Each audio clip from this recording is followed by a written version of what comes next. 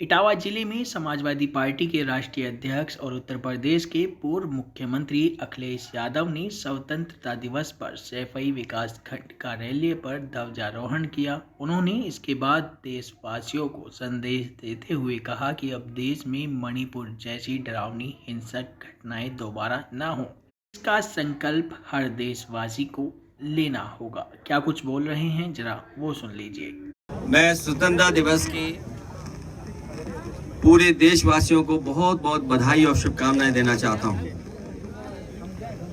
साथ ही साथ हम उन तमाम महापुरुषों को, सबसे पहले राष्ट्रपिता महात्मा गांधी,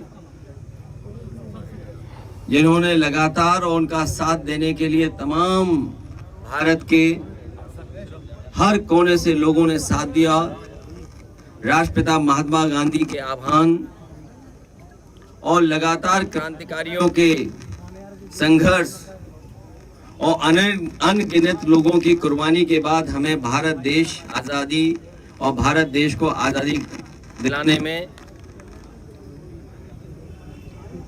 हम सब उन लोगों को याद भी करते हैं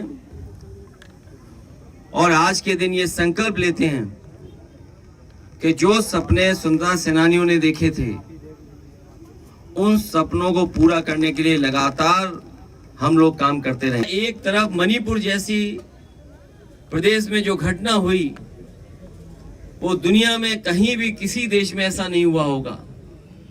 वहीं आज के दिन हम लोगों को ये भी अपील करनी चाहिए कि मणिपुर के लोग जिस सद्भावना के साथ, जिस प्रेम के साथ, जिस तरीके से मिलजुल करके रह रहे थे, वैसे ही रहें और इस तरह की घटना दोबारा ना हो, जहां हमारी बेटियां, हमारी बहनों के साथ ऐसी घटना घटी हो।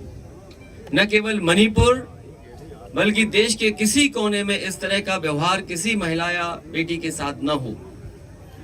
दुनिया बहुत आगे बढ़ी है। जिस रूप में हमारा देश आजाद हुआ था, जो हमारी सीमाएं थी, जब आजादी हमें मिली थी, वो हमारी सीमाएं सुकड़ी हैं।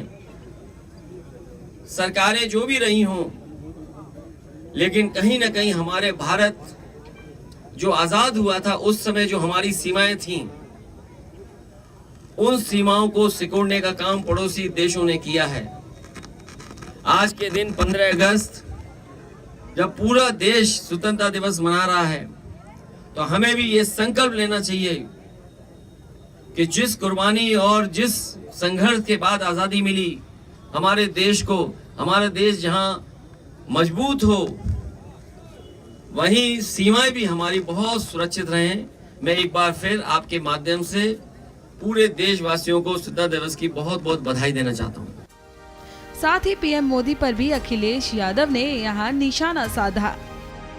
जो हमारी समस्या है उनका हम आकलन करें अगर, तो लोकतंत्र में जो स्वतंत्रता होती है उसमें हम कहां खड़े हैं, हम प्रेस की आजादी में कहां खड़े हैं, हम करप्शन में कहां खड़े हैं। ये कहने को तो ठीक है, हमारा डेमोग्राफिक जो पैटर्न है, कम उम्र के लोग ज्यादा हैं। जो भारत की आबादी में 40 साल से नीचे वालों की संख्या बहुत है।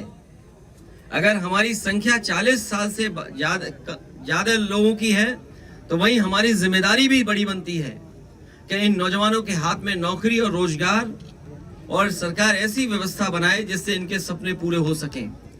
और लाल किले पे खड़े होकर के अगर किसी सरकार ने ये कहा हो कि हम किसानों की आय दोगुनी कर देंगे, तो कम से कम उन सरकारों को पीछे मुड़कर देखना चाहिए कि आज हम दोबारा वहीं 15 अगस्त पे खड़े हैं। क्या हमारे देश के गरीबों की, किसानों की आय दोगुनी हो गई? क्या करोड़ों नौजवानों को नौकरी मिल गई?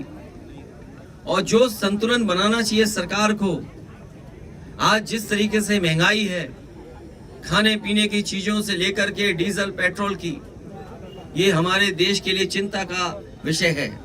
क्योंकि अगर इसी तरह महंगाई बढ़ती रही और लोगों के हाथ में नौकरी और रोजगार नहीं हुए, तो हमारा देश कहां जा रहा है, इस पर सोचना हो। वहीं आपको बता दें, अखिलेश यादव ने अपने गृह गांव सैफई में 158 फीट ऊंचे तिरंगा ध्वज फहराने के बाद मीडिया से बातचीत करते हुए कहा कि जो घटना मणिपुर में हुई ऐसा किसी भी देश में नहीं हुआ होगा। वहीं आज के दिन हम लोगों को यह भी अपील करनी चाहिए कि मणिपुर के लोग जिस सद्भावना प्रेम के साथ मिलजुल कर रह रहे थे वैसे ही रहें। देश के किसी भी कोने में इस तरीके का व्यवहार किसी भी बेटी के साथ, महिला के साथ व्यवहार ना हो।